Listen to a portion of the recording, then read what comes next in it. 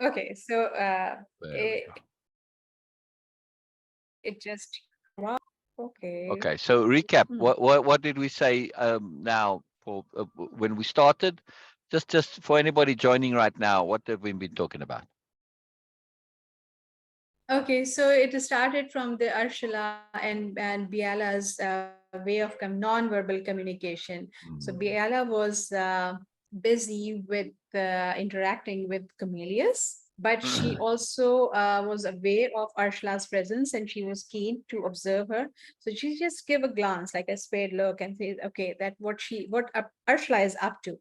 Mm. And Arshla, with her body language, indicated that okay, she is not going to actively join this interaction or communication, but she is having interest and she is watching for the implication where this whole interaction is going to Yeah, lead. yeah, yeah. So that was the thing we were discussing, and then you mentioned a few things about the communication thing. That okay, what are the implications?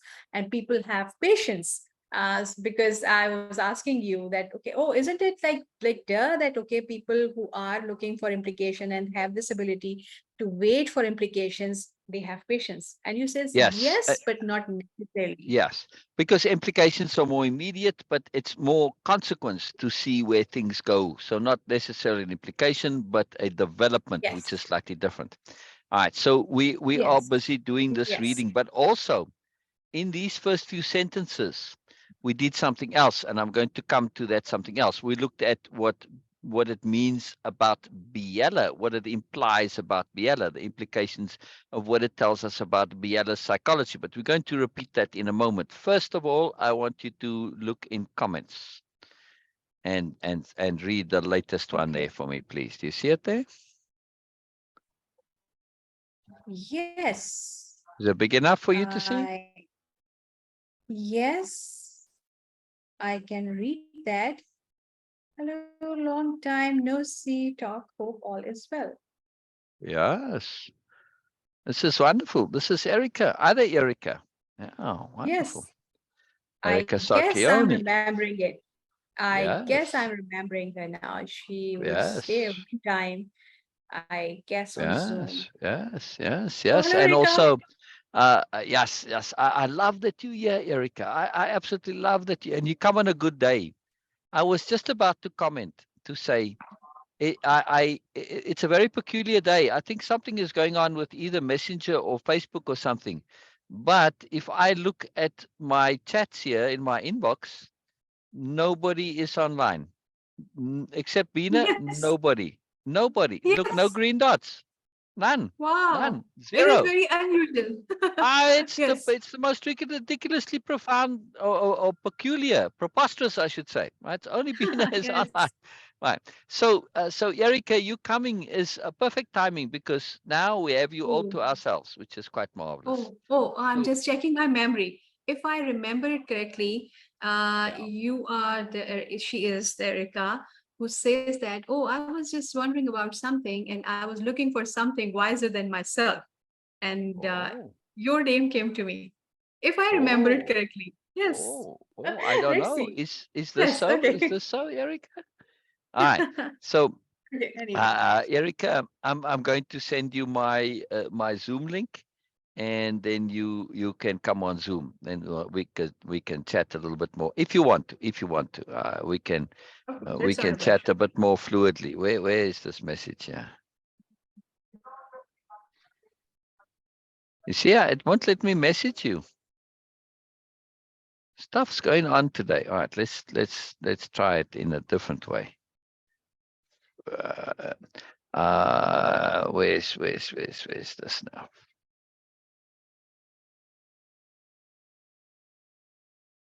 Wow, it's just a weird day. Just a weird day. Um, I can do this. I just clicked and I can. But of course, we are not friends on Facebook. So she might not get see my message. hmm. Oh, I'll have it in a second. It's just a little slow. Just there we go. Here we go. All right. So Erica, come on. Let's say, oh, wow. Even hovering is not working. See, that won't let me click. And nothing's happening, you know. Oh, here we go. All right, message. I don't want this one. There we go. All right, Erica, there's the Zoom link if you want to come. Fantastic, fantastic. This is great. So, Erica, you know, what we're doing here is we're going through a capital R reading of the story. Well, it's a little longer to explain, but it's also a course on nobility and nobleness, on moreness. And the intent of the course is exquisiteness of being. And we are looking this, but in the context of the sharing here is to share an alternate paradigm to the superiority paradigm. In other words, different ways of being, different ways of living, different ways of thinking, different ways of motivating, different ways of relating that aren't based on the typical, usual, conventional, societal, conditioned ways we are, which is that's all falls within the superiority paradigm. So we're looking to communicate possible, plausible alternatives. Even though we are talking about a utopian fictional story set in the future, it is a story that is taking a very comprehensive, thorough, and cohesive philosophy and applying it in this world setting, right? So we can get to see how it works, right? And when it's a story, always you're not going to necessarily see every particular application of it. You're going to take it as particular to the story. But nonetheless, so we're also doing a capital R reading, which is precisely what Beena was elucidating right there when you came on. Yeah. And what it means is that when we read this, right? So Beena was reading and say, what are the implications? Biella spared a quick glance at Ursula. Now, we already know from the previous slide that Biella's busy talking with Comelius over here, right? And there's a group of delegates, and Yes. it's Biella's mandate to show what the new nobility are. But there was earlier interaction with Ursula, and she really likes Ursula, but she's not sure exactly where Ursula is at. And she sort of figured it out. It took her a little bit, and she went worked through it and said, does Ursula want more or not? In other words, is Ursula just a delegate? Because Ursula and Comelius are both these delegates, or one of them. Or does she want more? Right? And that's the question. But this first sentence, Biella spared a quick glance at Ursula. Spared a quick glance. This means that she has enough awareness to be able to do this without disrupting the communication and connection with Comelius. So she's considerate, right? Tells us she's considerate. It also tells us that she doesn't get sucked into immersion bubbles. Like some people, if they're in a conversation, even if it's a group thing, they totally lose awareness of the other people in the group. They only pay attention to the one that they're connecting with, right? So we know that Biella isn't this. She has an overview. She has enough sense and awareness to be able to do this, right? And then hoping she would join in. She's keeping her interest in Ursula alive. It's not like she had the interest and then, okay, now it's all about Comelius and the other delegates, and she forgets all about this. So she has a sustained ability to maintain her intents. Yeah. But Ursula clearly indicated with her body language she was enjoying the interaction between Biella and Comelius. So Ursula notices this and sees it as the invitation, which it is. And she says, no, I'm happy to I'm enjoying what's going on. And she's also watching with interest to see where it led. Very simple statement, but very implicative, right? This watching with interest to see where it led means that she understands that some conversations build a foundation and they go somewhere. So she's not always just only focused in the now, now, now. She doesn't have this immediate logic bubble mindset, right? She's able to see, wait, stuff, sometimes there's more. It goes somewhere. So this shows a sophisticated awareness and some patience, right? And also to say that she can see the implications of the interaction is that it's going somewhere. That's the implication that you were talking about, actually, Beena. So now we're going to continue. So are you still with us, Erika? Yeah, just if you don't want to come on Zoom, that's fine. You know, just comment, say hello, whatever, comment on what's going on. I'll be keen to hear how things are with you. Yes, all very well with me, Erika. Just to fill you in, Beena, I know Erika from her coming to the house on Coffee Pot. when we did the workshops, the perspective shifting workshops. Erika came and she really had a great time, and it was wonderful and fantastic. So she came back the next day. And then a little while later, Erika does coaching as well, and she arranged a retreat for some ladies in Sedona. As Erika's out, well, at that time she was out on the East Coast, and so she invited me to come and do the workshop for the ladies. And some of them I'm still friends with, which is very nice. Yeah. They connected. So this is very cool. And it was fun. It was really fun doing the workshop with the ladies, in a group environment like that. It was really fun. So, and the ladies seemed to enjoy it very much. At least, they gave very positive feedback. Now, a lot of times people are polite, but they followed up and, actually friended me on Facebook. So that was very, which means they really did enjoy it, obviously, and got value from it. So that's where I know Erika from, right? And then she's been Yeah. interacting. She came on Zoom a couple of times. We had nice chats. So you're more than welcome to come on Zoom now, and we can chat some as well. And we'll tie it into the live that we're doing, because this is live, obviously. But since it's just us, we can just make it about you. It's not a problem. I can connect everything to anything. So, we'll connect it to the story in some way. Yeah. So this is Yes. very cool, very cool. All right. So share, Erika. No, sometimes people come and then they can't stay long. They have to go very quickly. So it's no Yes. problem. Okay. It's no problem. So So, keep going, what? Beena. Yes, and then we get to the profound concept of being comfortable with the awkward silence, and Yes, it's a big I was topic. sharing that Yes. how amazing and mind blowing it was for me to have this idea that I can be comfortable with the awkward silence, because it was so entrenched in my mind. It was so in the mind conditioning that, okay, no, as a woman, as a good nice person, we have to do something with this. Like, we take it as a responsibility, as an obligation to do Mm. something about when people are having that awkward silence, like in gatherings or in friend circle, wherever. And that was something, was like, oh, yes, almost an obligation, that, okay, almost a duty, that, okay, oh, you should do something about it, otherwise you're not a good person, you're not a nice person, because this is the Mm. way it is. It was so strong that I didn't even have a different perspective on that this could be something else without being good. Yes, okay, I will not do this, then it means that I'm not a good person, I'm mean, I'm self-centered, I'm not caring about others, and all sort of things. So everything was so, all shoulds connected uh, to the awkward silence thing, because we feel that pressure. Everybody else is just having their own time, but as a good person, we are just having this pressure of trying to avoid things. And then, of course, whenever, at least in my experience, whenever you try to clear up the air, you take that responsibility on yourself first, which gives license to other people to acting up.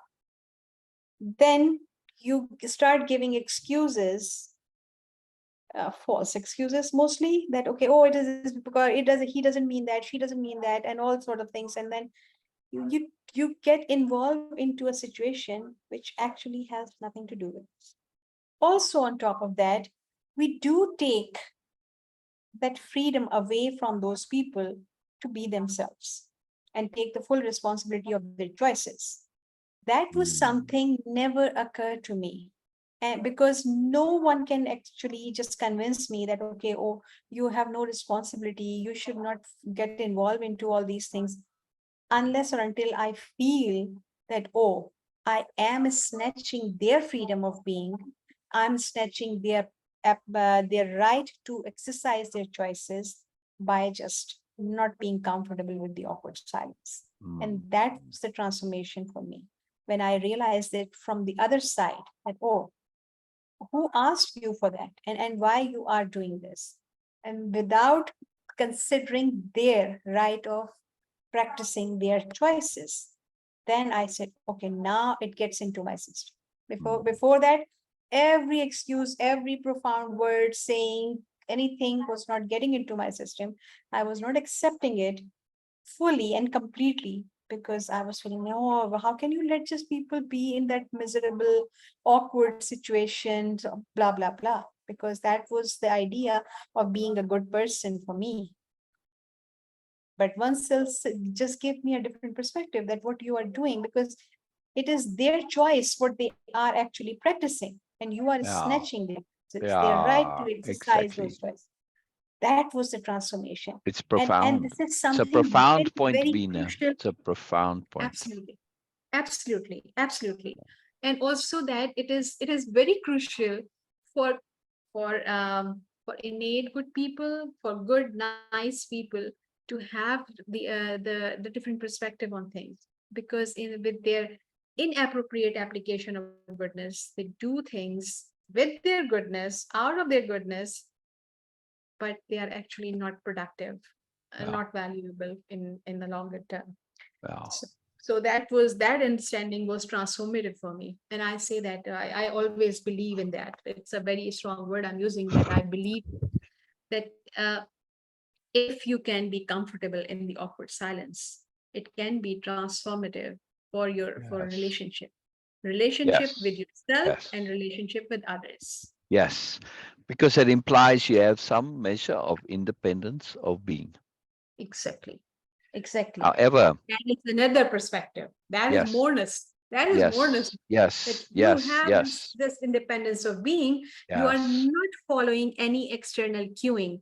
You are not following and exactly, falling into any should nonsense. exactly, So exactly. this But is the independence of being. This is the freedom of yes, being. You can enjoy that. when Okay, combined with awareness. absolutely. So Absolutely. you can have independence of being, but you can get sucked into a bubble. Yeah. And then have Yes. pressures on you. So we need to maintain our awareness so that we aren't sucked into bubbles and lose our independence of being. We may have it overall, but temporarily behave as if we didn't have it, right? So this to maintain our awareness, it's no good having the awareness if we cannot maintain it. So to maintain our awareness is critical. And this is what Biella is doing, yeah? Or at least she's demonstrating from the text here. We get to understand that Biella has this capability of maintaining awareness. We're getting multiple expressions of it or indications, yes? So keep going. Again, Beena, are you reading with paying attention to what it implies, what it tells us about Biella, about Ursula, about the situation, about the new nobility, about the circumstance, everything, yeah? Or all implications. That's an implication. What does it tell me about whatever? Yeah. Right. And you gave me this liberty to that, okay, to share whatever it comes, whatever Right. comes That's in. so it's not only the implications, but also come up takeaways, loose Yes. associations, Yes. jumps of loops of logic of again, this is what a capital R reading is. It's not like I'm giving you anything. Yes. This is our intent. This is what we are intending to do. This is the Yes. point and purpose of this. Yeah. Yeah. Yes, so that is something very profound, because this is Yeah. why this is how the profoundness of being comfortable in the awkward silence and with the awkward Yes. silence came. And Yes. every single repetition for me, again I will say that it is just to get more value and more emphasized in my mind. So Exactly. that's why I don't need to remember anything. It just by compounding, like, okay, now it is always be in the forefront of my consciousness whenever I Mm. will get into the situation where I might have that awkward silence, like I will be comfortable with that. If Yeah. if I choose to respond, that will be my choice. Yes, It will Sophie. not be out of any obligation or any should nonsense. It'll be out of receptivity choice to not be Yes, influenced. yes. Sophie, And then Sophie I will logic. take full responsibility of it. Yes. Then I will take full Exactly. responsibility of it. Exactly. And it's choice. Yes. Capital R receptivity is all about not just maintaining our choice and not letting go of it, not giving it away as in being influenced, but also to extend and expand our range of choices. Yes. All right. So all about choice, as you were saying, with the awkward silence, choice, choice, choice. Always comes back to choice. Choice and awareness, same thing. Okay. Yes. Yeah. Yes. Yeah. Very powerful. Very powerful. Very powerful. All right. So just to take it graspingly, right? I think eBay, also eBay, Mhm. Facebook Facebook. is just not connecting anybody, and it's just the two of us today. So wonderful. I'm very happy. Okay. Yes. Okay. I enjoy. It's good that, but it's proof of what we were saying. Yes. In case anybody watches a replay, doesn't matter. That makes no difference if people come or not. We're having fun, right? I mean, one day I did this on my own too, I think, or at least for the most part. It makes no difference. The intent doesn't change. We are not here for the usual reasons. We are We comfortable with the awkward silence. exactly, or with nobody coming. It doesn't matter. Why? Because we are communicating essentially with the universe. Yes. The rest is just additional, Bonus. potentially bonus. Maybe some of it, okay, it's not even really doesn't matter. Okay. But yeah, it can be bonus. When people do interact, this is fantastic bonus. But it's not the reason for this. If they don't come, they don't come. It doesn't change the thing that we're putting this out there.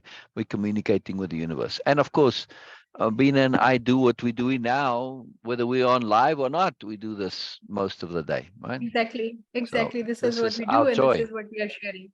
Exactly. Yes. And this is Nobelia-Living. Right? Nobelia-Living is about learning, growing, exploring the more, practicing all of your skills and abilities and understandings and awareness, applying them, putting them into application to make them your own, to get to that self-proof that you can utilize them, that these are skills that are now innate, right? So it's about that learning, that growing, that connecting to moreness, but with a very real sense of not just, seeing what is moreness. You're not a tourist in moreness. You accessing moreness in order to bring it into you so that you can use it. Knowing it's there without being able to use it is a tragic waste, is it not? Yes. Exactly. So we Yes. are doing what gives us great joy. We are applying and demonstrating and showing, like Biella is showing. We are showing what Nobelia-Living is all about without us being new nobles or even anywhere close to it. Okay? Yes. Yes. Yeah. Yeah. Yeah. Okay. So cool. Okay. Watching with interest to see where it led. So smart. She knows. Too many on a topic? Muddies or muddles? Muddies. Okay. Mud is the river with unnecessary eddies.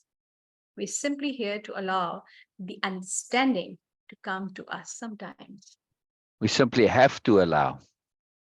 We simply have to allow the understanding to come to us sometimes. Exactly. Exactly. Yes.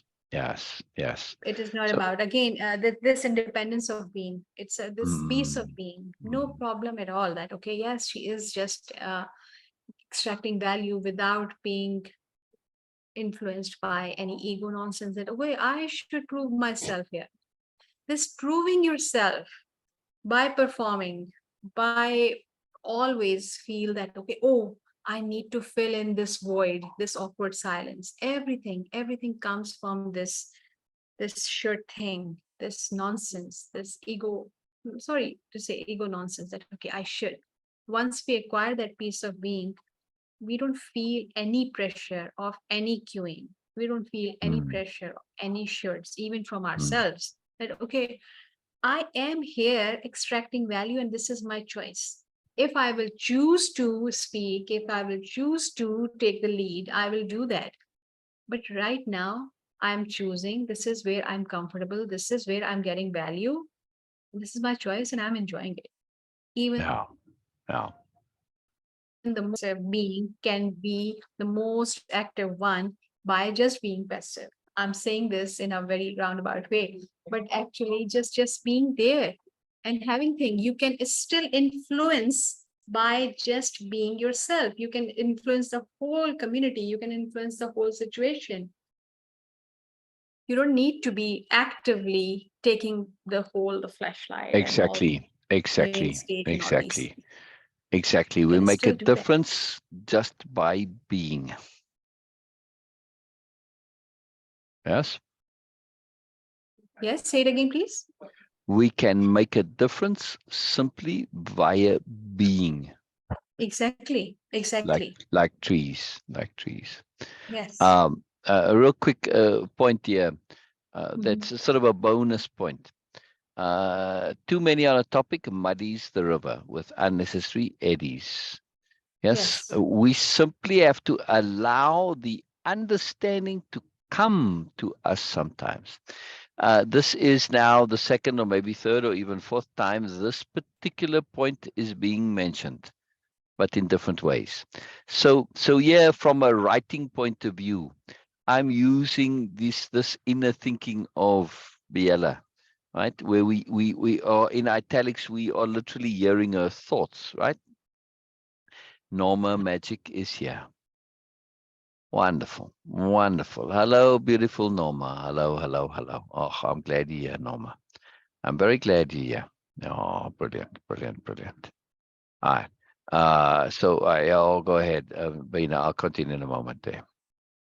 Mhm. No, I thought you wanted to say hello. Yes, I just said that. So hello, Oh, Norma. oh. I Yeah, mean, yeah, I yeah, just made a yeah, comment there. yeah, yeah, yeah. So So, so, so, yeah, Oh, sorry. I please just wanted to continue. finish what I was saying. Right. Yes, So please. from a writer point of view, sometimes we may introduce things that aren't strictly speaking absolutely necessary for the character. Like I didn't really have to say this in Biella's thinking, right? It's kind of a bonus extra thought in a way, right? It's not directly related to the topic and the conversation, but that is how people think. But the reason that I did put it in is because this point of we simply have to allow the understanding to come to us sometimes. I've repeated this point. This is not the first time, and there may be more coming. Right? I say it's either the second or the third, maybe even the fourth time this particular point is being made. Why? Because the information shared is complex sometimes. It's not obvious. It sounds convoluted or doesn't make any sense, like what Comelius said. But we're going to go over it. The understanding is going to come. We're going to go over it. We're going to come back to it. And through the repeated things, oh, I see what that means now. Okay, right? But let it come. Let it come. Let it come. It's like sometimes when we're trying to remember something, you can't force it. You just have to say, I remember it. It'll come to me. It'll come to me. Isn't that what we say when we try to remember something? It will come to me. But we need to make that space, set that intent. And this is very powerful with understanding, especially in a story like this that has so many layers to it and is so sophisticated. It is important to set aside that understanding, because if you don't, then you get stuck and your brain starts looping on, I don't understand, I don't understand, I don't understand, I don't understand, right? And that's all you think about.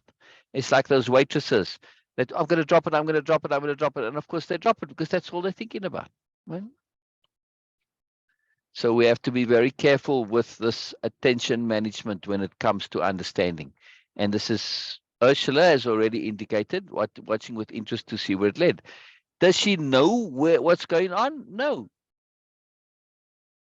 She doesn't know what's going on yet. She doesn't know because if she knew, then where it led would be duh, right?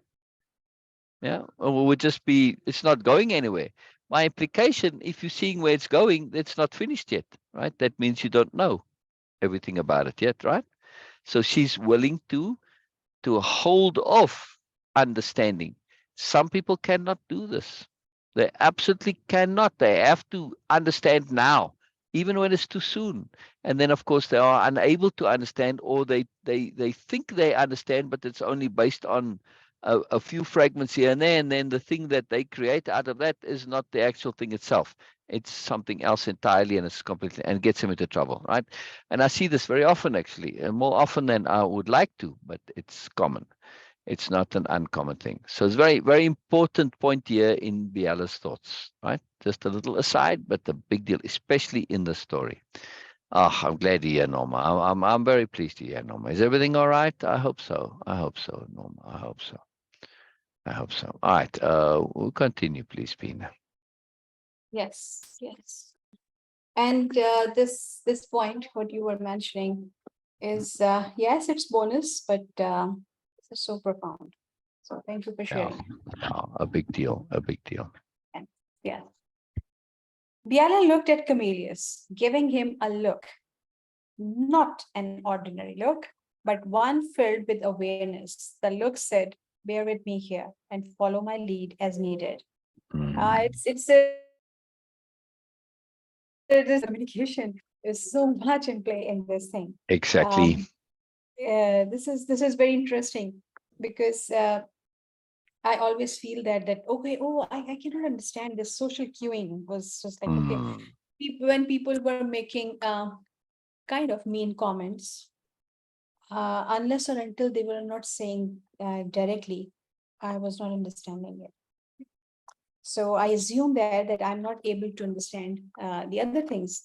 But actually, even if you have some assumption, some misconception about your abilities to understand what people are doing, it doesn't mean that every other thing also is not going to also be understood by you. So even though I was assuming that I'm not able to understand what they are saying, but still I was able to feel their energy, to feel yes. the energy of that situation, because it's Yes. always there. We need to pay attention to, exquisite attention to. It's always the energy of the people, especially the person who you are interacting with, but also the energy of the situation, which is completely separate or independent to the people's energy. The energy of that situation, you can feel that. And I have seen, and of course some people share with me, they were also getting confused with this. Oh, but I cannot understand. Yes, sometimes we are not understanding the usage of words, like the dual meanings. I was not able to understand that even in my language, because it was beyond my understanding that people can actually use these type of things.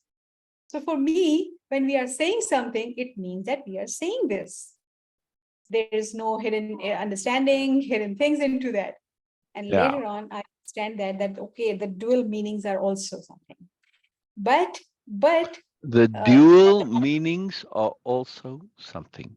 Not just dual, but multiple is a better word, no? okay, yes, yes. Dual So is that dichotomous default. Oh, it's either yes, or. No, no, no. Multiple, multiple, multiple. yes, multiple more meanings.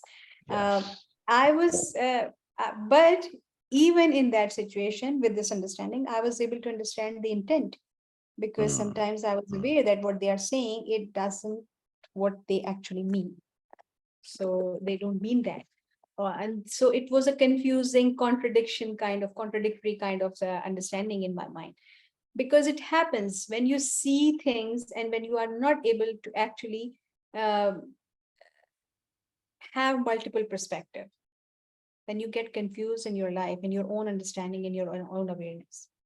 That is where having some platform or someone in your life who can just share the different perspectives, just having this sharing immediately boost your self trust, that oh, okay, I was not able to understand, but it was there.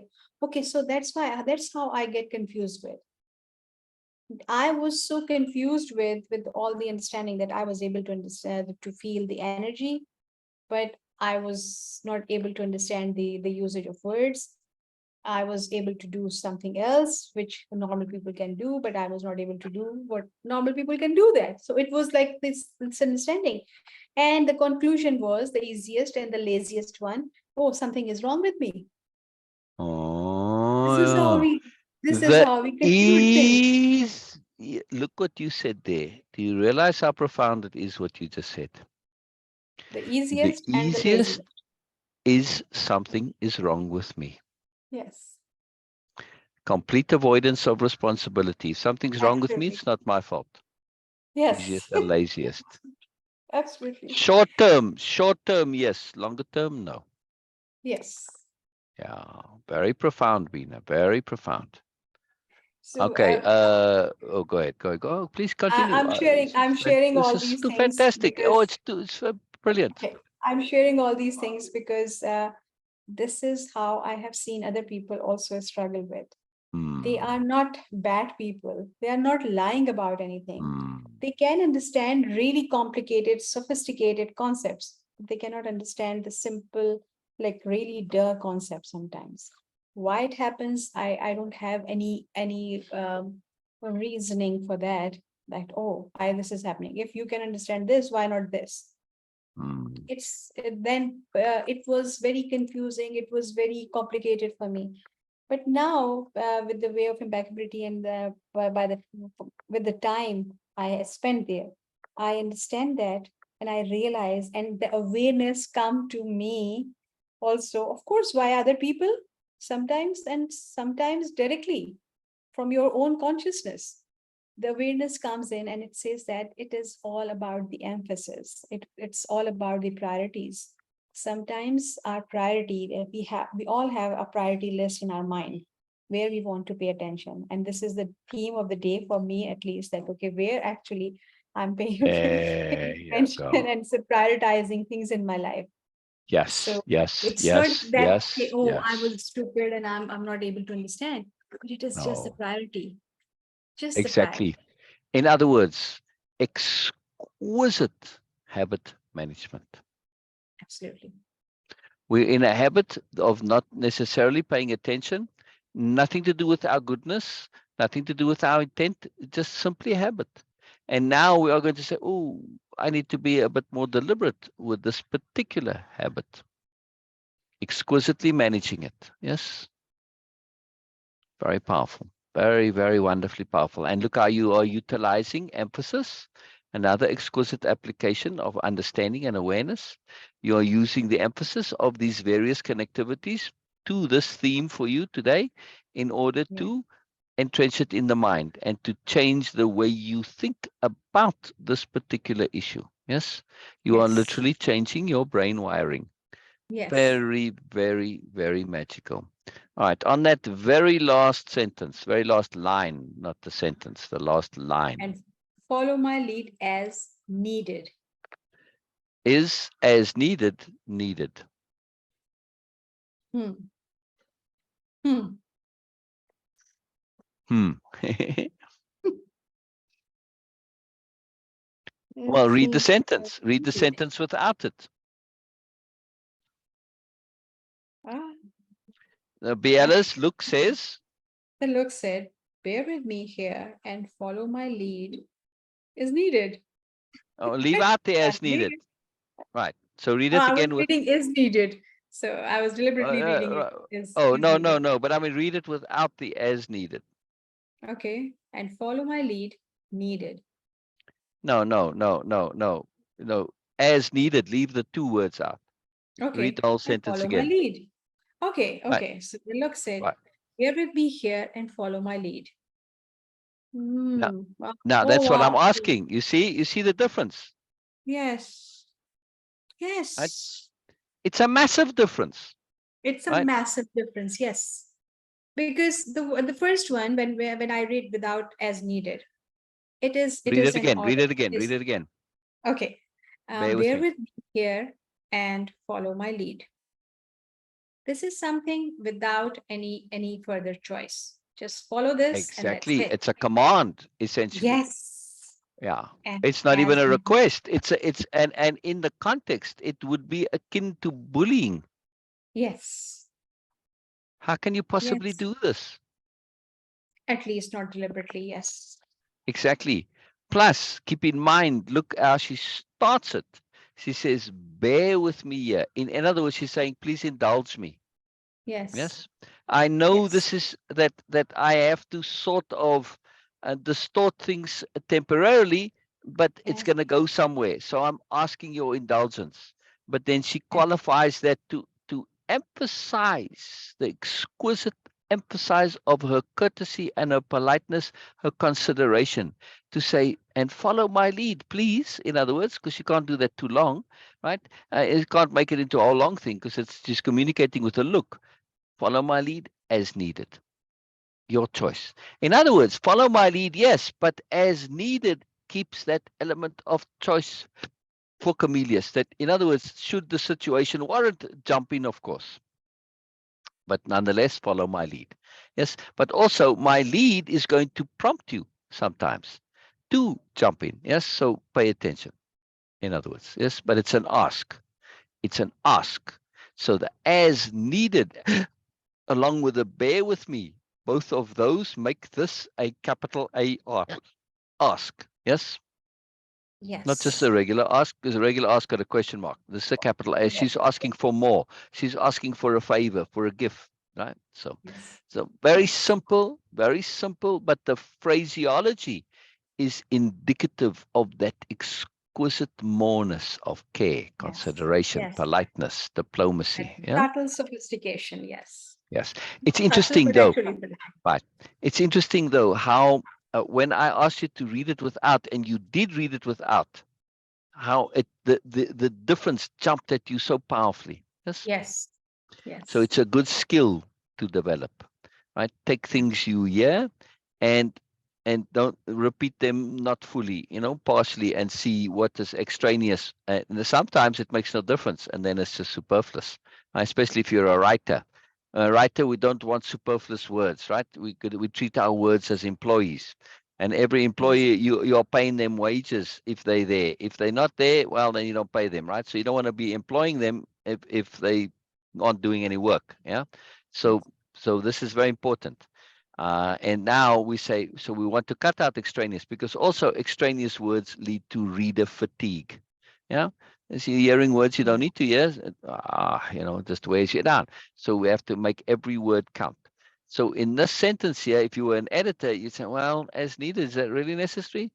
In this case, Mr. Editor, if you're not aware of new nobility, sobriety, sensibility, and their entire policy and philosophy, then you might cut those out. Yes, technically they're not needed, but in the implication, they are exquisitely needed. They make all the difference to the entire slide. Yes, Yes, they tell because it's all us. about, Yeah, yes, it but is about not only about moreness, but it is also about this whole sophistication, this Nobelia living, this exactly, deliberate living. exactly, They are using the exactly, words deliberately. They are not just using it exactly, randomly.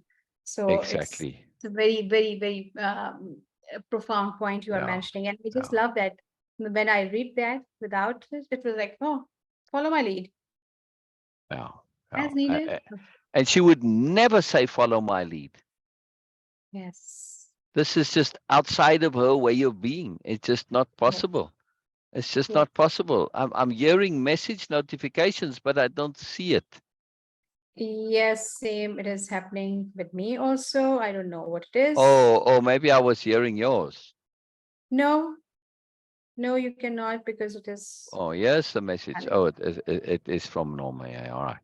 All right. Oh, I love you too, Norma, and my pleasure to send the link. Truly a pleasure. I'll Okay, read your message a little bit later, Norma. I can't read okay. now, obviously. So Still, let me just. you need to continue for 15 minutes. I need to Yeah. go and I'll Okay. come back. One more Yes, quick point on this, right? yes, This, bear with me here, that it's yes, also her sophistication of yes. this look in the look. But what she is asking Comelius, she has the sophistication of capital R receptivity to trust that he will get it and be able to do it. So Exactly. it's not an obvious thing to assume about anybody, right? It means that she's able to perceive it in him, and she's giving him the benefit of the doubt, the credit, as it were, where he hasn't Yes, yet particularly earned that credit yet, right? It's not based on past experience. She's yes, extrapolating now based on her read of him, which is a great compliment to uh, yes, to him. absolutely. But also, it is a great amount of trust that she's placing in him. Yes, yes, What an exactly. exquisite thing to do. Yes, She's showing what it is to be a new noble. One exactly. sentence. One sentence. Yes. Okay, so please continue. I'll be back soon. All right. All right. All right. All right. Norma, tell me what you're thinking, please, while we wait for Beena. I don't want to continue reading necessarily. I want to wait until Beena comes back, so I'll chat with you. Yeah. You tell me what you feel about this slide. Maybe you want to read it, because I think you came on halfway through it. So please share with me, Norma. I want to hear from you. Share with me. Of course, you're always welcome to come on Zoom anytime. You know that, right? Everybody is. Yeah, but I would love talking to you, Norma. I don't talk to you enough. Only a few times. It's always a joy. Want to hear more. Want to hear more. I like to hear your thoughts, Norma. They are always most fascinating and valuable. Very powerful. Very, very powerful. Are you there, Norma? Uh-huh. Yeah, that's one thing that we never know, you know. Uh-huh. I find it so interesting that those who come in comments, they never click on love or like. Uh, Not that they have to, just a curiosity. That's the curiosity. Oh my gosh, trying to get in on Big C, your Zoom to packed. Grin. I want to read this from the beginning. All right. Well, this is kind of the beginning, Norma. So yeah. We were just reading this. And I think, is this where we started? Yeah. This is exactly, we're still on the slide one, right? So I'll go over it again with you. It's no problem. We're reading with a particular intent to pay attention to implications, right? Now, for me, implications is a huge deal. And not just for me personally, but also for the new nobility and also for Way of Impeccability, right? Everything that I do, implications are a very big deal. It's a skill that we can develop. We, as children, are geniuses at implication, but we lose this. Why do we lose it? Because the implications we see aren't too fun and too pleasant. For the most part, the implications are you hear people saying one thing and doing another. What's the implication? Well, they're hypocrites. Well, it's more of a conclusion than an implication, but it's very much related. Yeah.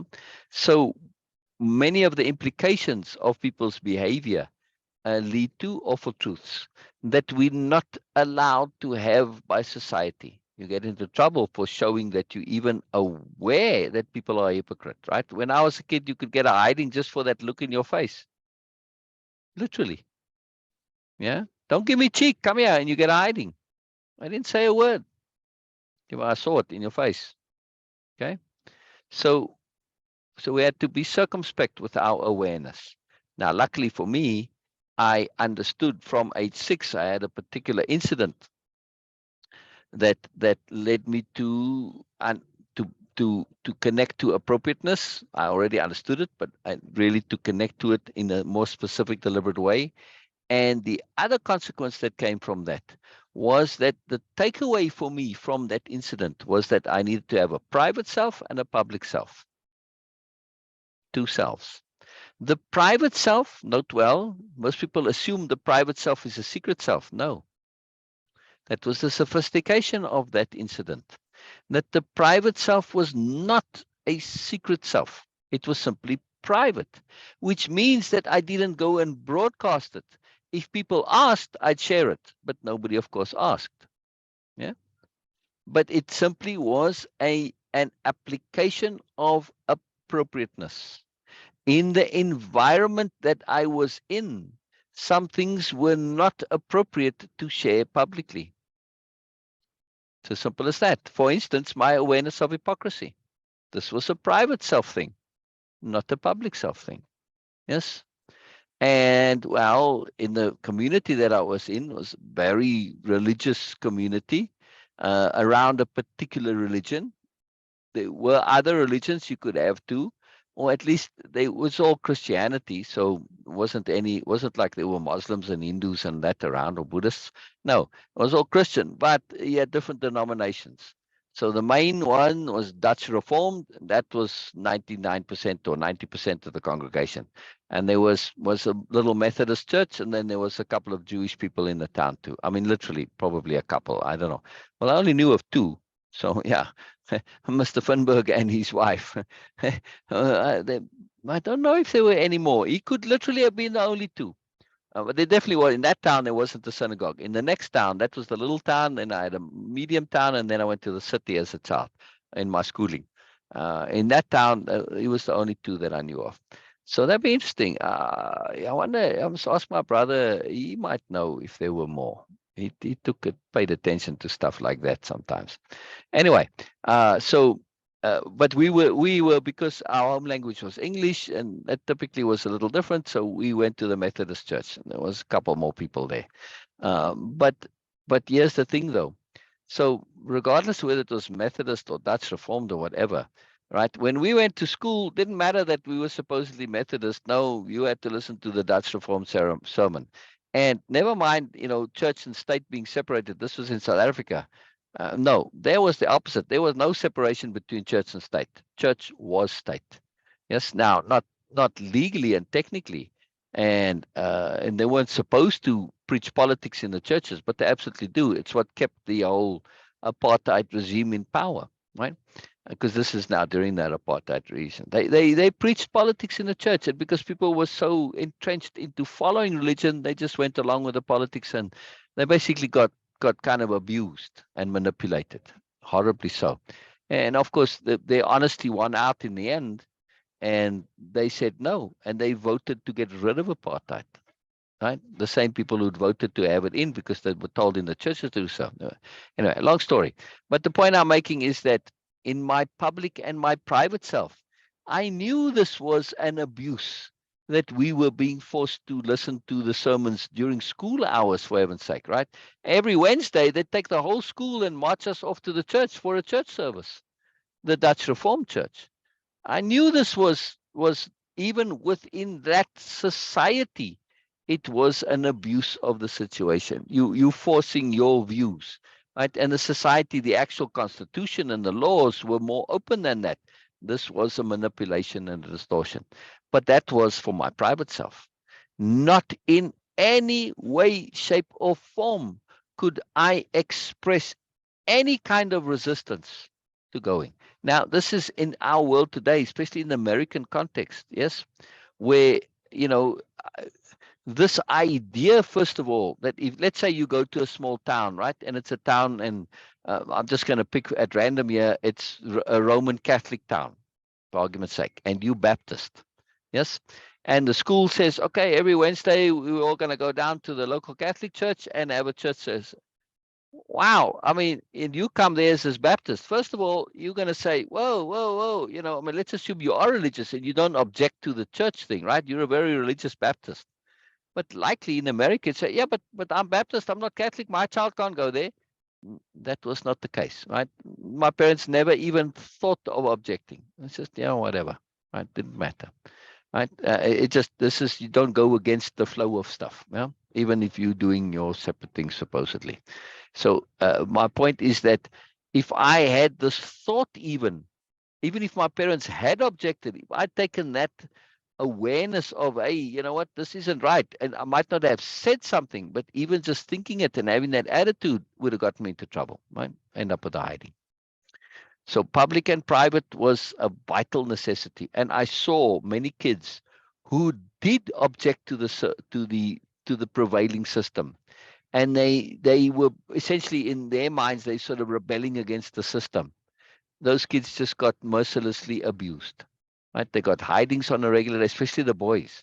Yeah, the girls didn't tend to go that far, just in the way the differences come about, right? The boys tended to be a bit more like, I'm a rebel, I've got to be, with young men and fighting and all of this stuff, right? It got them absolutely nowhere. They just got hidings all throughout their school years, and it didn't make one iota of difference. It was totally, utterly pointless. But in their minds, though, they didn't see the appropriateness and inappropriateness of it.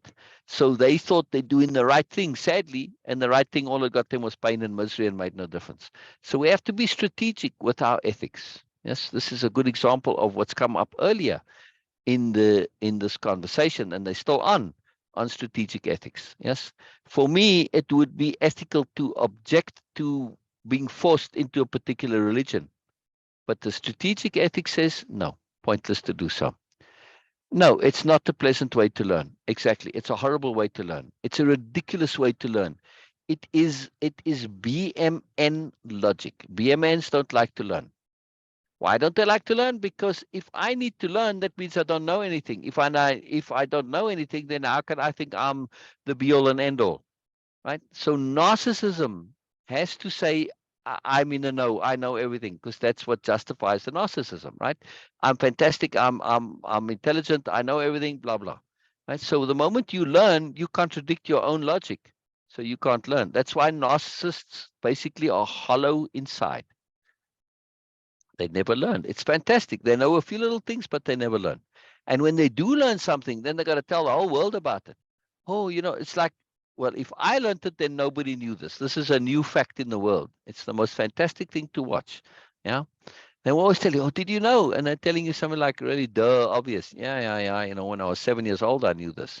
But to them, this is a new thing, right? Because they get stuck at that age and they don't learn. So this is it, and sorry, the point I'm making about unpleasant way to learn. So because learning is unpleasant for them and they unfortunately end up in charge because they're the ones who are power hungry, they assume, just never mind assume, they just take it for granted that learning is unpleasant for everybody. So the school system is predicated on this assumption and this understanding, this to them that, well, learning is unpleasant for all kids. So it's always that you got to be forced, you got to be disciplined, you got to be, forced into learning. You don't need to force kids to learn. They want to learn. They love learning when they're not narcissists. It's a horrible system. Absolutely. It's a terrible system. That's why there is a related book series, Norma, set in the agglomeration, not on Nobelia. And it's a friend of Biella's. Her name is Clara. And she is a new noble. Her name is Clara Nobleness, right? So just on the names. Biella at this point is just Biella. She's not yet Biella Noble. She's still an aspirant. Now, when you become a new noble, you take on the name Noble as your last name. And it's a legal thing in the agglomeration because in that seeding of the stars, when they got onto the spaceships, it just so happened that there was nobody on all the thousands and thousand something starships who had the last name Noble. So the new Nobility Corporation, of course, owned the starships and were financing and bankrolling the whole project. They said, "Oh, we're going to trademark Noble, and it belongs to us now, to the corporation," which they did. And nobody can use this word, this last name Noble, except us, right? So from then on, if somebody has the name Noble, you know they are a new noble and therefore also an employee and shareholder of the new Nobility Corporation, right? So yes, Clara Noble, exactly like that. Yes, yes, Clara Noble. So the story is Clara Noble. I made a little bit of a digression there. So the other book series that I have, Clara Noble is a teacher in a school that is a business run by the New Nobility Corporation, and they are called the Martin Schools. Now, they are not schools for getting people to be new nobles, as some people just assume. Oh, this is owned by the New Nobility Corporation. Oh, it's a school for new nobles. No, it's not. It is a regular school for people, anybody, any kids, and the kids come. It's just a regular school, just well done, right? Just a really good school, right? It's like a private school, but it's also geared towards getting kids to truly enjoy learning, and to really learn, and also to go where they wish to go, right? So this school is about enabling choice. If you should happen to be want to become a new noble, fine. But when they come to the career choices or choices, not that they say, yeah, your choices, they don't, that's kind of a bit limiting. But should somebody say, oh, you know what, Miss Clara, can you tell us about what the new nobles are about? And, just by assuming, because Clara's a noble, that this is something that's ideal, like you follow teachers, right? Or people you admire, you want to do what they do. When Clara talks about what it means to become a new noble, after that, and they have an actual class on this, right, where they invite the parents along as well, right? What's the new nobility? What's it all about? What it involves? For 90% or 95%, probably actually 99% on the statistics, even more. The majority of those coming to that class are going to say, "Oh my goodness, no, this is not for me. This sounds horrible and terrible, right? This is way too much work and effort." But for those who think the opposite, oh man, this is what I want, those are the ones that go there, right? So they actively point out all of what's involved. They're not looking to to recruit.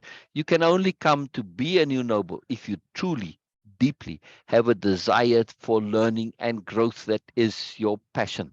It's a need. It's not just something that you like doing in addition to other things. It's a need, because the amount of work involved is an incredible amount of work, right? So there's a different logic here. I'm just saying that the school that Clara is the teacher in is not a school that's geared towards freedom of choice. Now, the point that I'm getting at with the school is play. Those schools, the Martin schools, revolve entirely around play, nothing else. You go to school, you're going to play. This is it, right? Now it's online gaming, other kinds of gaming, sports, you name it, any kind of play. But very heavily they do utilize online gaming because it is very powerful if you do it, if you played it. It's very immersive, it's very absorbing.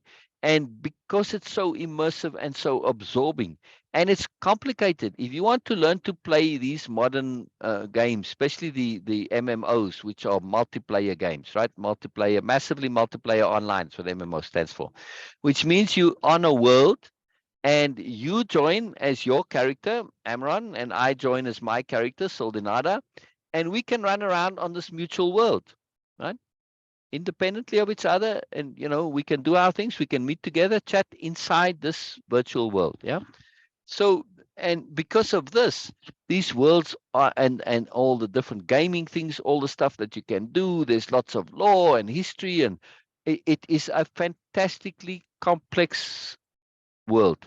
If you want to learn to play those games really well, it takes you the equivalent of university degrees worth of time and effort. Now, usually that gets a little bit accelerated because when you go into university, you don't get to go all day long. Whereas if you're really immersed in these games, some players will play for 14, 15, 16 hours a day, right? They really get sucked into it. It's very, very immersive, but it's learning. The equivalent, the end result is that the amount of learning you have to do is profound. Now, when people don't have this and they can only come for a few hours a day because they got jobs and stuff, and then it takes them a lot longer to learn to become truly expert and proficient at the game, right?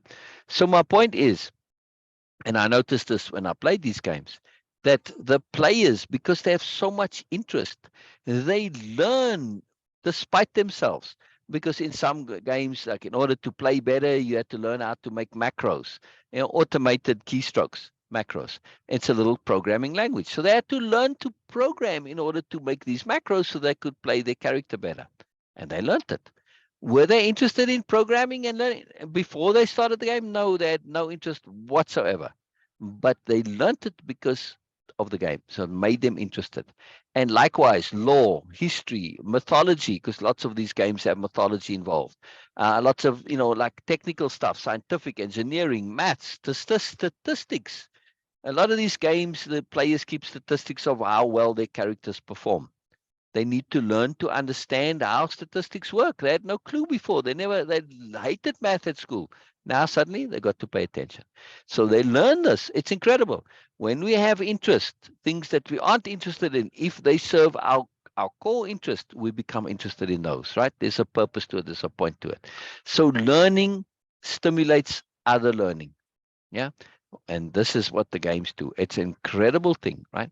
So in the schools, in the Martin schools and Clara, her class is a very particular class called discernment class, but the school system is geared around learning is play. Play is learning, right? And we love to learn. We just need the appropriate motivation. So nobody needs to be forced there. And the kids, they need to be forced to go home. Yeah. That's a magic school. They don't want to go home because it's like so awesome there. Right? And of course, you can play the games at home, and so basically, the kids are full-time immersed in what kids are designed to do, which is to learn. We think kids are designed to play, and no, the play is to learn. They're not learning to play. The play is there to learn, right? It's the other way around, right? So the play is for the purpose of learning. Yeah. Yeah. It's very, very important to understand. If we really pay attention, like you can look at young animals. All their play is them learning survival skills. Yeah. Yeah. It's very important. But then, of course, when we really understand play and we understand that the point of play is fun, not accomplishment. Yeah. Like say, oh, I'm winning this game. Yeah, but you're miserable. You're not winning the game. The one who wins the game is the one who has the most fun, not the one who gets the highest score. And then after a while, they really get to understand this, and it's a profound shift in life philosophy. Yeah, it's very amazing. And what makes those stories really fun, Norma, there's always more. There's always more, right? So Clara's class is called discernment class. And in discernment class, what they do typically is read something, essentially doing what we're doing now, a capital R reading. But there's layers to it, right? So what they do is typically read stories from old Earth, right? Because they're out in the future. So they read books from our time, yes, which now gives the opportunity for the story to show contrasts between that culture and our culture. And it's a story mechanism for being able to expound the follies of our society, right? So now how this worked is, and how the idea came to me, is that I have quite a few friends who are writers, and two of them in particular are fiction writers, Rick and Tanya, right? Tanya has written young adult novels, fantasy with elves, and Rick science fiction, realm crossing and multi-dimensional stuff and all of this, right? And so they'd written books, but the books had sort of fallen. They'd written them a couple of years back at the time when I started writing this. So the books had sort of fallen by the wayside a little bit, right? So I thought, man, these are fantastic books. What would be something to kind of pick them up a little bit? So the idea came of this Clara, because I already had an idea of something in the agglomeration. But in Clara's class, what they are doing now is they are reading my friend's book. So there are two novels so far, one on Rick's book and one on Tanya's book. So now we get the story is about the kids in class reading this book. So we actually have two books. One is about the kids and the interaction with Clara and the class and everything that goes on. And the other story is the actual story of the book, because the entire book is included in the Clara's class book, right? Which is very fun. So when you hear these kids, I mean, they are more sophisticated, obviously, because they're in the future, and they the products of our humanity, the experiment, right?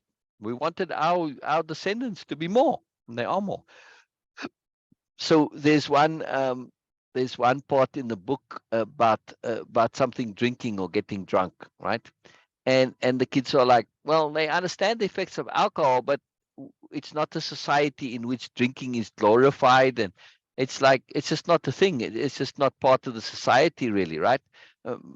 So the whole agglomeration, because they sort of understand it, and we have a culture. I call it the booze religion, which perpetuates drinking, and people do it simply because they think they should, and then they get physically addicted, and all sorts of problems come, and just habits and cultural habits, right? It gets entrenches this. So now Clara is trying to explain binge drinking to them. It comes up as related to this drinking, and she has a bit of a hard time to explain binge drinking, like in colleges, right? I don't know if you know what I'm talking about, right? It's kind of an American thing, maybe in England too. But this binge drinking where they just chug, chug, chug, and they just drink till they pass out, right? And the kids are absolutely horrified. No, you can't tell me this is something that people really did. Seriously, I mean, this is like dunking witches in a pond to see if they'll float and to see if they're a witch. It's the same kind of idiotic logic, right? And Clara starts saying, no, they really did do this, and she tries to explain. So it's really fun to see these contrasts, right? And you get to really think a little bit about things that we don't think too much about. It's just like we accept kids go off to college and they do this kind of stupid stuff and this binge drinking, and we take it as normal. Why? Why do we take it as normal? Of course, those sending their kids off to college who take it as normal, they did this in college. So if they don't say it's normal, then they say, well, I was stupid in college. Yes, you were. And but they don't have the self-honesty to acknowledge. We come back to our topic yesterday, where self-honesty was really emphasized and why it's so crucial.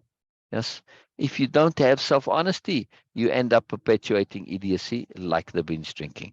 Beena's back. Beena's Yes, back.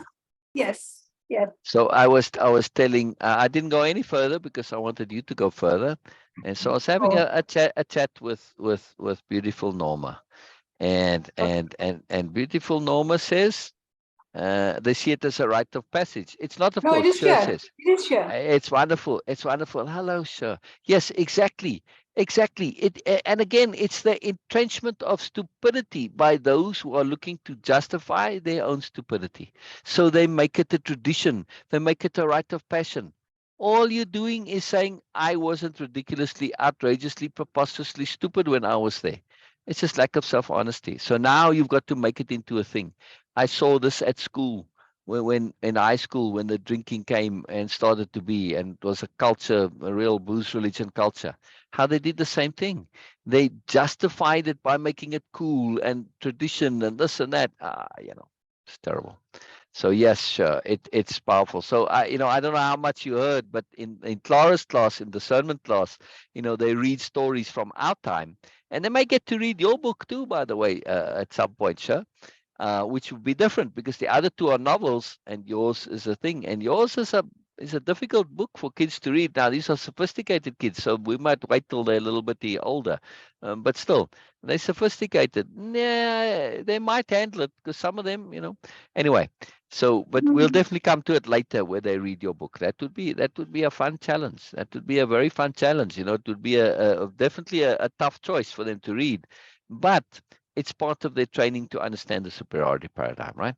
So, but when she tries to explain binge drinking to the class, they're like horrified. Really? Seriously? Come on, Miss Clara. You can't tell us they really did this. They treat it as like some superstition from the past. It's utterly preposterous. It's very What was humorous. about drinking? Binge drinking. Okay. See, I don't think Beena knows what binge drinking is either, really. Okay. So it is like too much drinking? Yeah, you binge on it, right? I mean, I don't Okay. think this is that you've had any experience of this in your life that you probably don't even know. Okay, so you go to a party, and at the party, you get out a keg or a jug or whatever, and it's chug, chug, chug, and the intent is to drink until you pass out. Wow. Here we go. In the party? In the party? In the party, yes. To pass out right Wow. there and then. Yeah, yeah. And many of you. Wow. This is You see Beena's like beautiful how reaction. one can even think like that. Exactly, exactly, exactly, exactly, exactly. Yeah, yeah. It is preposterous behavior. And it is now, so the kids are like, but wouldn't that be poisoning yourself? Is an alcohol in more than medium quantity? Isn't it poisonous to the body? Yes, says Clara. But and they're trying to make sense of this, like you now. Your reaction is precisely the reaction of those in the class. Just too perfect, Beena. Sure, But Norma, but isn't it just the okay. most beautiful thing to see innocence No, and but okay. beautifulness? Okay. I know that of course that okay, people do drink.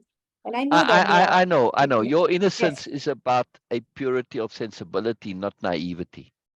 Yeah. It's a So difference. It's a difference. but okay, I know that they are alcoholic, like okay, they do drink a lot, okay, and they get like really compulsive into that, like, okay, Yeah, addicted. yeah, But going to the party with the intent that I'm going to just yeah, drink and drink and yeah, drink yeah, till I pass out. yeah. That is So something I never I know get it's it. preposterous. So Norma, that is what Norma says. I want to come back to Sher's comment. Sher said something very, very profound. So just hold that there, Sher, please. We're going to come back to that. But I want to Yeah. respond to Norma's first. And Norma says, what is so bad that they need to escape? This is an assumption that we sort of make sense of it. And yes, sometimes there is that, Norma. But in the case generally, the reason they do it is to be cool and to fit in. So what they are trying to escape is not fitting in and being uncool, being out. In other words, we get back to what we started this whole session with, this whole life, independence of being. Comfort with the awkward silences. Awkward silences here, meaning it in a figurative way also, not only literally the silence, but also the like not fitting in. That's an awkward silence because I'm not part of the noise. Yeah.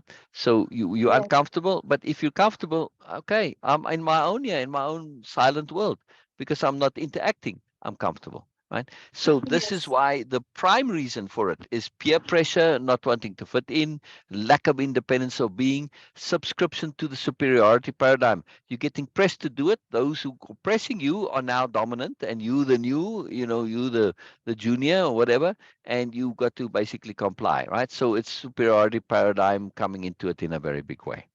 Yeah, exactly. Punks with torn clothes. There's many ways this manifests. Yes, exactly, says Sher, trying to fit in. But I want to go back to Sher's comment. Will you read Sher's comment here, please, Beena, if you look at screen, in the share Yes. screen? Yes. Right? Okay. There's much the world doesn't want to know or see. Oh yes. However, if we never know, perhaps it's never a thing. What a profound comment. That last part. Now we are getting into a really sophisticated new nobility understanding of reality and awareness.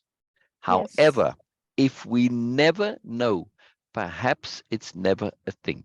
In other words, if we give attention to things, we bring them into reality. And if we don't, then maybe they don't exist.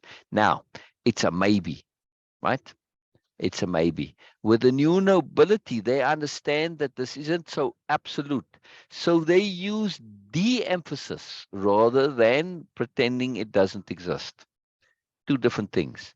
And they de-emphasize things to such an extent that it becomes operationally non-existent, right? In other words, if I've got files running around the office and stuff, yes, I can say, well, let's kind of ignore the files and they sit on a desk somewhere in the office. They're still there. But if I de-emphasize it, I tell the filing clock and the filing system and the computer, look, this stuff is completely and utterly not important. And what do? They take it down to the basement where it gets lost in the dusty basement and it just disappears. So it still technically exists, but in reality, it has no influence on anything because it's down in the basement. And that is the sophistication of Sher's comment. This is what the new nobility do. They apply this in particular with people. Right? However, if we never know, perhaps it's never a thing. If I never know that you can be mean and nasty and just like in a interpersonal mean and nastiness, like you see some people, they just mean and nasty to others for no particular good reason, right? But if Yes. I meet Yes. somebody, a new person, a new nobility meets somebody, they see that this can be something in that person. They recognize it. They see the whole person. They are exceedingly skilled at seeing the whole person. In that moment of seeing, they de-emphasize that nastiness and meanness, that superiority paradigm thing. They de-emphasize it to such a point that the person comes to understand and feel that to the new noble in their particular interaction and relationship, their meanness and nastiness, it's never a thing. It never existed. It never was a thing. It's never been a part of that particular reality. So that person and they don't want that meanness and nastiness to be a part of them. They even though they might still be doing it, it's not something they're comfortable with. They don't like, and it bothers them. They have a bit of guilt and shame, even though they still do it. But in the interaction with the new noble, they will never do that because they wish to maintain this beautiful idealistic world that is them and the new noble's relationship, because the new noble has said, if we don't know, and they de-emphasize to the point of not knowing, even though it's not completely lost, it's tiny, but in the reality, it's as if it never was. Yeah, it's a very, very powerful way of shaping reality. It's not naivety. It's not wishful thinking. It is a deliberate, sophisticated strategy of emphasis. I have to emphasize this because the new nobility will never, ever forget that that possibility is there. Yeah. So they always keep their strategy in mind that it might be. Now, sometimes people in that type of relationship, and I've experienced this many times, this is something I've actually applied, right? This is not a theoretical thing. Something's actually been implemented and still is being implemented. That despite those people's best intentions to not be mean and nasty, they will forget themselves and the habit will pop up, right? And here the new nobility will be especially sophisticated. They will not notice that nasty comment. And the person was like, thank it, phew, thank heavens they didn't notice. They didn't seem to hear me. Of course they heard, but they are.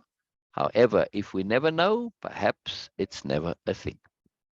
This is a particularly sophisticated skill the new nobility apply as a means of profound consideration of others, and also based on profound, exquisite sophistication of care and goodness and awareness and understanding of psychology, and understanding that how we are is not necessarily who we are. Most people are not who they really are. They are how they are for 101 reasons. So how we are is not necessarily who we really are. Yes? Yeah. So does that make sense, Norma? Absolutely. Sure. Beena? Yes, absolutely. It's a This big is point. so amazing. It's a big point. What Very Cher big. actually Very big. mentioned that, and thank you, Cher, for saying this in these particular words. Yes. Of course, Yes. uh, sometimes it is, of course, it not sometimes, almost always. That things have been there, always there. They have been there. We all are aware, but they never actually really penetrate into our consciousness Yeah. till someone says in a particular words, in those particular words which we feel resonate with. When you say that about it resolved a mystery because I was because my sister has 3 kids now, and she's struggling with that because we see her that she is yes, sometimes trying to control them, yelling also, like, okay, and trying to just control them physically also, like giving a smack here and there. And me and my other siblings, we were saying that, okay, why you are doing this? And she says, oh, because they're not like us. But he says, okay, but how mama Oh, was actually, and still she was managing to take care of this without yeah. yelling ever. Oh, no, she never need to actually do that. Now you actually just resolve this mystery that sometimes the emphasis and the de-emphasis, if we can find the right really true golden ratio of this uh, emphasis and the de-emphasis, we can resolve so many situations, unwanted, unpleasant, Yeah. undesired situation in life. Because if you don't pay attention to, things don't exist for you.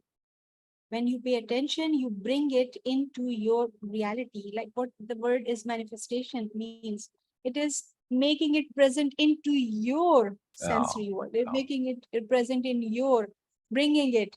So this is what you said actually. It's a divine thing that okay, if you are not aware of it, if you don't know, then it doesn't Yeah. exist. Yeah. So it's Yeah. this the trick was to emphasize and de-emphasize on things, and this is Yeah. what my parents actually, they are really super skilled into that, because the things they don't want us to get involved into, they never ever emphasize. They never actually made it Yeah.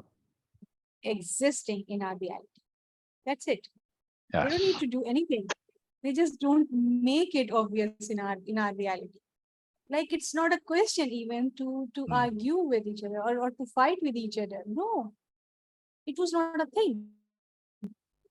And the concept was so amazingly developed that I had no idea of my thing and your thing. I was completely unaware of this idea that, oh, this is my thing and this is yours. Mm. I was not aware of it till I got like really a smack on my head from other people, Wow. because me in my house everything was ours, so I was not aware. Yeah. It was good. It was very good.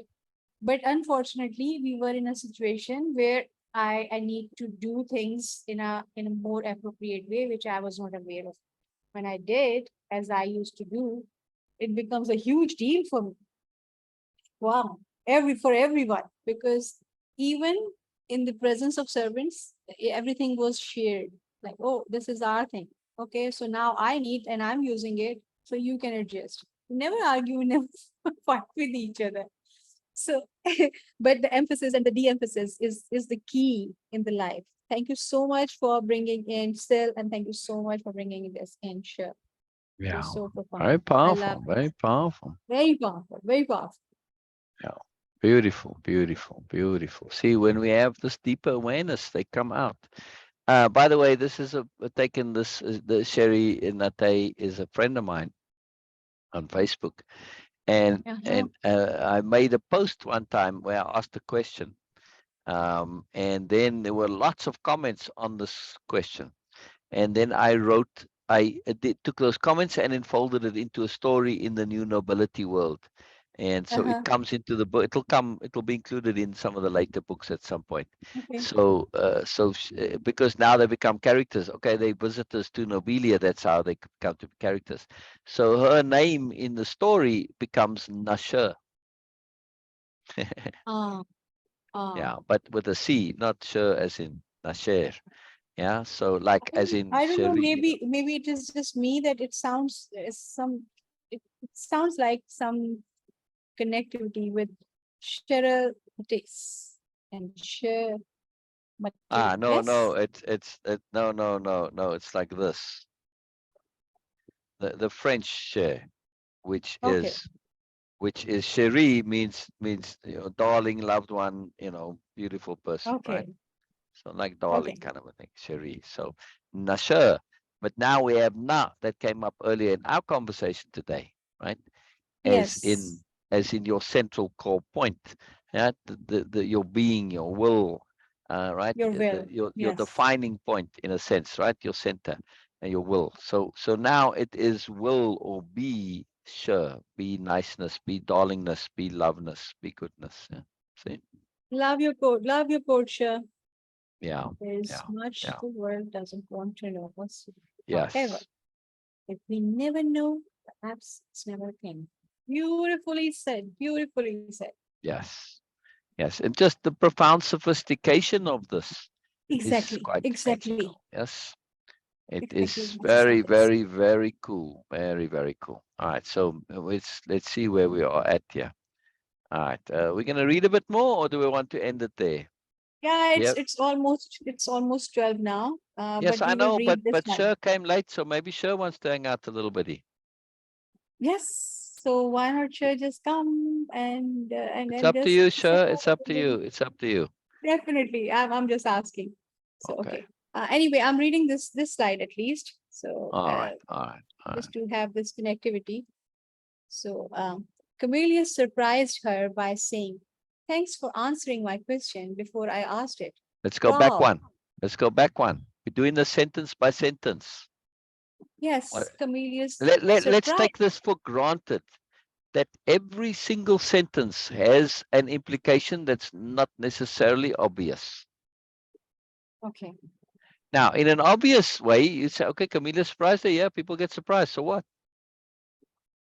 The No. implication here is that the Biella is not someone easily surprised. Yes. So by implication, we already know Biella is paying attention. Biella is maintaining her awareness. She is aware of multiplicity, not in a bubble. So we already know this about Biella. So therefore, if she is surprised, this must be something that is inherently truly surprising. In other words, out of the ordering. Yes? Yes. Otherwise, it wouldn't Yes. be mentioned. It wouldn't be Yes. emphasized, right? It would just be, okay, he says it and that's it. Mhm. Okay. No, I was just assuming that we are just going to read it Oh, and no, we'll no, go no. We we'll keep hear. going with our, okay, Sher says she needs to get back to writing. Brilliant. All Yes. right, Veena, then we'll leave this for tomorrow. Unless Yes. you want to Yes. now, unless we can do it for ourselves, we don't No, have to go. I was Norma's just still, keen to read it yeah. once that Okay, so then okay, all I right, can have the okay. connectivity in Oh, my okay, mind. okay, read Yes. it. Because Norma's here too, and we can Okay. continue. I mean, it's not that I'm ignoring you, Norma. Okay. Comelius surprised her by saying, "Thanks for answering my question before I asked it. You are considerate that way." What a Comelius thing was to say. responding to something. Oh, sorry. I say, what a thing to say from Comelius, yeah? Yes. Comelius was responding to something Biella had said much earlier. Biella, it is hid, huh? Yeah. Or yes, Yes, okay. hid. Yeah. Biella surprise. Wow. Choosing not to show it. He wants time to think. I'm assuming no right or wrong here as to how Cornelius trailed off, handing the thread back to Biella. That was the key issue. Communicate concerning manipulation. Why, thank you, Cornelius. Biella smiled warmly at him. This was fun. Wow. Yeah. Wow. Yeah. Lots in Okay. here. I Yeah. mean, the fact that she is surprised, but she chooses not to show it. Now, we might think, Yes. yeah, but isn't that dishonest? No, there's nothing No, dishonest not about not why choosing how to dishonest. show your feelings. Oh, I know, but some no. think that way. Yeah, but Uh, it's your choice what you wish to show, how you respond, right? okay. But I they think love that you, to show my expression. I love to show, but it is not appropriate exactly, in every exactly, situation. So it is not exactly, dishonesty, but exactly, it is something about appropriateness, and there exactly. are situations like if I just remember a joke and I'm giving some presentation. Yeah. Can I just stop and start laughing about it? Yes, I Oh, can, but it will not be appropriate. yes, love you, So, sure. so sometimes things just happen in that way. I do love to share and express my feelings, my emotions Yeah, openly without any filters. I right. really do love to. But you are But aware that you need to do so consciously and deliberately every time. yes, yes, yes, Sometimes they come out inadvertently, and it's not always so good. Now, yes. from Biella's point of view, right, where she hides her surprise, or hid is not actually the appropriate term.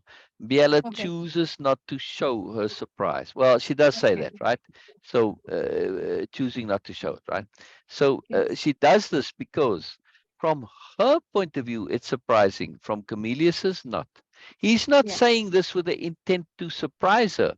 So if Okay, she shows her surprise, she may miscommunicate to Comelius that somehow this was something that's a bit off to say. Yeah, yes, but inappropriate on his point. That's why she can't show the surprise here, because it's new. They don't know each other well enough yet for her to be able to do that and say, no, this is just on me, Camillus. It's nothing to do with you.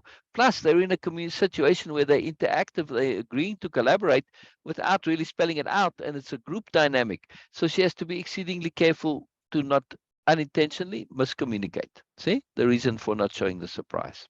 Yeah, and also yes. he wants time to think. Yes. So his question is one which is sort of throwing it out, and it's a bit of a question that leads to complications because it's he's stalling because he wants time to think. Yeah. You see, We will go and in then detail tomorrow. yeah, yeah, yeah. All Yes, right. because Okay. Okay. it is full of nuances here, Yeah. and of Yeah. course the Yeah. connectivity to the previous one Yeah. Okay. Okay. because Let what me we just were check reading with before. Norma before we go. Norma, Yes, before we go, is there anything that you want to bring up, share, connect with yes, yes. Please do share. before we go? We love hearing from you, Norma. We love hearing from you. I know you had lots of things going on today, so Oh, all okay. good either way. I'll give it a second or two. Very cool. Very cool. What slide is this? 11. Again, it doesn't matter if we get through all the slides or not, because we're doing What else? enough of the capital R reading, the discernments, and the connecting to the implications to get a sense of the greater story, the society, the type of interaction, how Nobelia is as a, well, she's not technically a new noble yet, but you'll see later on, it comes where like, oh, but what do you mean you're not a new noble?